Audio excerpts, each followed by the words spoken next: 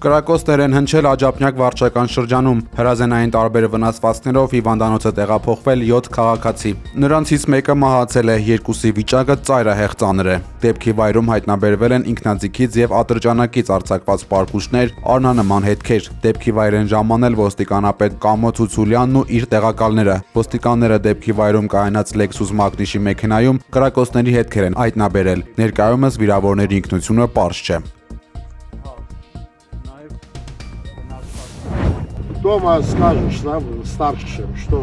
Դեռևս անհայտ պայմաններում ադրբեջանցիներ են եկել Ամասիա։ Համացանցում տարածված կադրերում երևում է, թե ինչպես են նրանք հավանաբար ռուսերենով խոսում հայ պարեկների հետ։ Մյուս տեսանյութում էլ ադրբեջանցի տղամարդը դիմում է իր հայրենակիցներին, ասելով մեջբերում.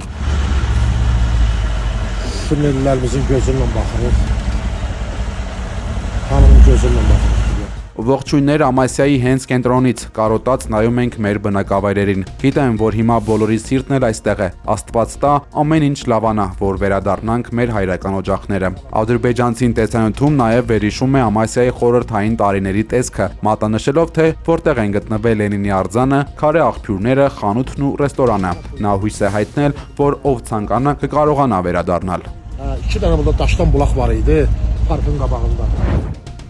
Նիկոլ Փաշինյանը աշխատանքային այցով մեկնել է ԱՄՆ։ Նրա մամուլի խոսնակ Նազելի Բաղդասարյանի փոխանցմամբ վարչապետը վաղը մասնակցելու է Վաշինգտոնում կայանալիք խաղաղության խորհրդի առաջին նիստին։ Ավելի վաղ ԱՄՆ նախագահ Դոնալդ Թրամփը նամակ էր ուղարկել վարչապետ Փաշինյանին, առաջարկելով միանալ իր ստեղծած խաղաղության խորհրդին։ Դավոսում կայացած տնտեսական ֆորումի շրջանակներում 5 տասնյակից ավելի երկրների ղեկավարներ, այդ թվում Հայաստանի վարչապետը, ստորագրել էին խորհրդի կանոնադրությունը։ Այս խորհրդի կազմավորման նպատակը Գազայում խաղաղության հաստատումը, ցեղասպանության դադարեցումը եւ Իսրայել-Պաղեստինյան գրեթե կեսդար շարունակվող հակամարտությանը վերջ դնելն է։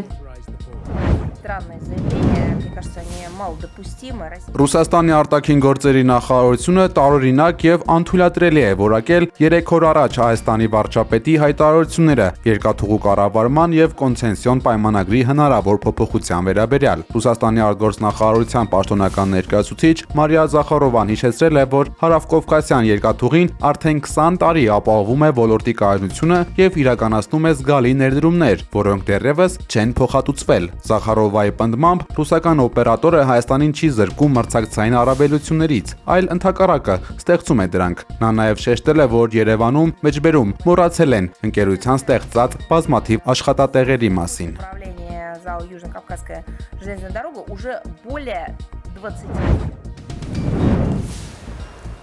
Ռուսաստանի նկատմամբ Հայաստանի բարեկամության ցուցանիշը զգալիորեն նվազել է։ Նման եզրակացություն են արել Կապի զարգացման ազգային հետազոտական ինստիտուտի վերլուծաբանները։ Ըստ նրանց, 2025 թվականին Երևանը սկսել է ակտիվորեն շարժվել դեպի արևմուտք, արագացնելով մերձեցումը ԱՄՆ-ի, Եվրամիության եւ ՆԱՏՕ-ի հետ։ Որպես վարկանիշի անկման հիմնական գործոններ, վերլուծաբանները մատնանշել են հայ-ադրբեջանական խաղաղության գործընթացում Վաշինգտոնի դերակատարումը,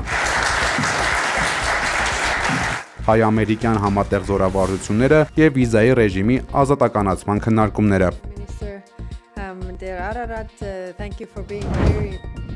Արմավիրի մարզի ընդհանուր իրավացության դատարանի նախագահ Հովհաննես Մելքոնյանի, դատավոր Սիմա Աբովյանի եւ ԲԴԽ անդամ դատավոր Էդգար Հովհաննիսյանի որոշումների հետևանքով հոգեվոր կարգավիճակ չունեցող անձինք իրականացնելու են կրոնական ծեսեր, ինչը հոգեվոր դաշտում հավասարազոր է սրբապղծության։ Նման պնդում է արել Մայրաթորի փաստաբան Արհա Զոհրաբյանը։ Հենց այս դատավորներն էին որոշել, որ Խորանից այդպես էլ չիջած կարգալույց հոգեվորականները Ստեփան Ասատրյանն ու Արամայիս Թախմազյանը պետք է շարունակեն ծառայություն մատուցել եկեղեցիներում։ Փաստաբան Արհա Զոհրաբյանը խոստացել է դատավորներին քրեական պատասխանատվության ենթարկելու հարցը մոտ ապագայում բարձրացնել։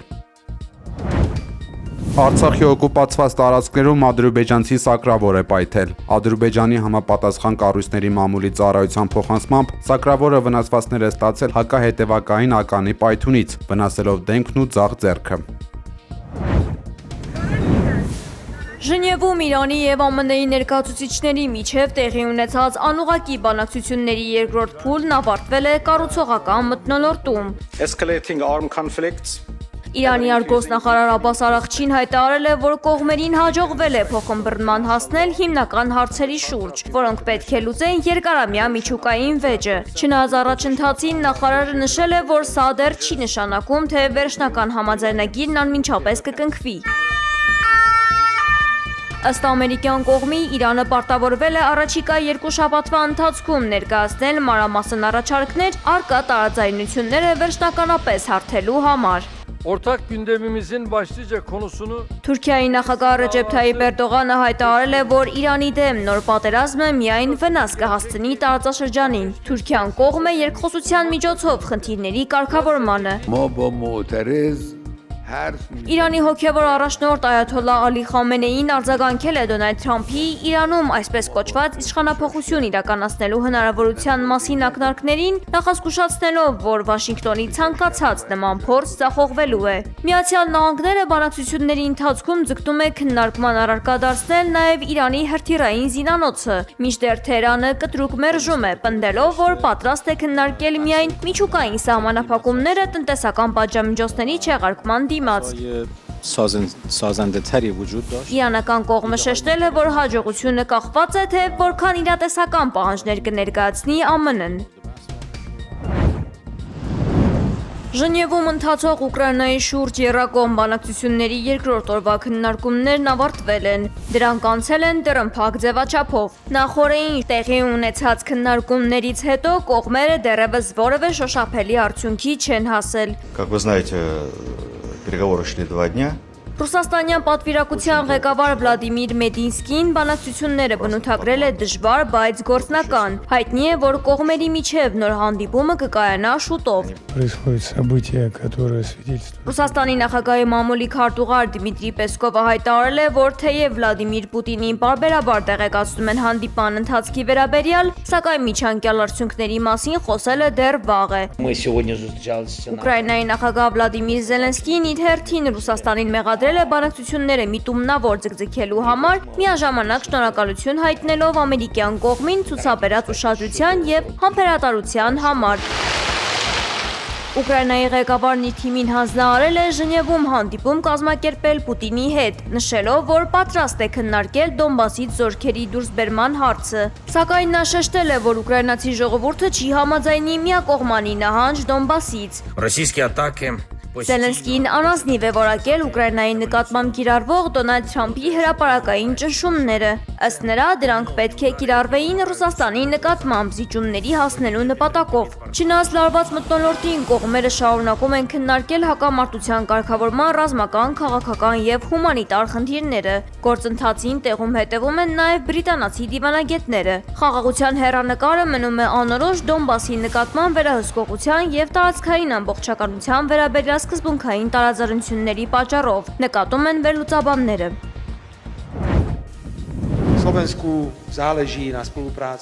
Սլովակիայի վարչապետ Ռոբերտ Ֆիցոն սպառնացել է Վլադիմիր Զելենսկուն դադարեցնել էլեկտրաէներգիայի մատակարարումները, եթե Դրուժբա նավթամուղով մատակարարումները դադարեցվեն։ Եթե Զելենսկուն թվում է, թե դա ոչ մի արժեք չունի, որ այն իրեն պետք չէ, ապա մենք կարող ենք որոշում կայացնել եւ հրաժարվել էլեկտրաէներգիայի մատակարարման ոլորտում համագործակցությունից, հայտարարել է Ֆիցոն։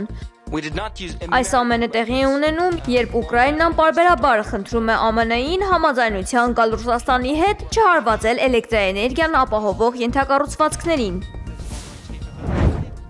Ուկրաինայի նախագահ Վլադիմիր Զելենսկին Բելարուսի նախագահ Ալեքսանդր Լուկաշենկոյի նկատմամբ պատժամիջոց է կիրառել։ Ըստ հրամանագրի պաշտոնապես արգելվել է Լուկաշենկոյի մուտքը Ուկրաինա։ Զելենսկին պարզաբանել է, որ սահմանափակումների պատճառը հակամարտության ընթացքում Բելարուսի ակտիվ աջակցությունն է Ռուսաստանին եւ երկրում ռուսական օրեշնիկ հրթիռային համալիրների տեղակայումը։ Ուկրաինական կողմը սա դիտարկում է որպես սպառնալիքի մեծացում եւ անվտանգության կանոնների խախտում։ Այս որոշմանը կտրուկ արձագանքել են Միսկում։ Բելարուսի խորհրդարանի պատգամավորները հայտարարել են, որ Կիևի այս քայլը նպատակ ունի տապալել հնարավոր խաղաղ բանակցությունները եւ ավելի հրահրել ու ընդլայնել հակամարտությունը տարածաշրջանում։